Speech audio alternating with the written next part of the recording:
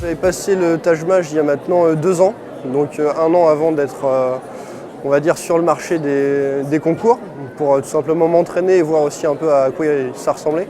Et après je l'avais passé une deuxième fois l'an dernier, courant mars. Les avantages de ce test, c'est tout simplement la pratique des calculs, donc tout simplement voir un peu toutes nos connaissances en calcul, savoir et également notre logique notamment. Et après tout ce qui est au niveau des textes, comment on les traite, comment on les élabore et savoir aussi tout simplement les erreurs qu'on peut trouver parmi ceux-ci. Ça change complètement des autres tests. La plupart des textes, des tests qu'on a à côté, vont être simplement une synthèse de dossier et après un petit test en anglais, mais nos connaissances aussi bien en logique qu'en calcul sont très rarement testées. Et c'est vraiment un des points forts que propose le test Taj Mahal. Dans un premier temps, s'entraîner sur les annales officielles.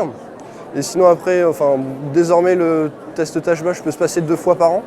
Mais sinon le conseil que je donnerais quand même aux étudiants, c'est comme moi, s'ils peuvent le passer 1 an auparavant, ça reste bénéfique. Enfin pour ma part, je sais que j'avais été fort étonné de la rigueur qui est demandée lors de ce test. Et d'y aller 1 an avant, c'est pas plus mal pour pouvoir s'imprégner de l'ambiance et ça fait toujours une bonne expérience.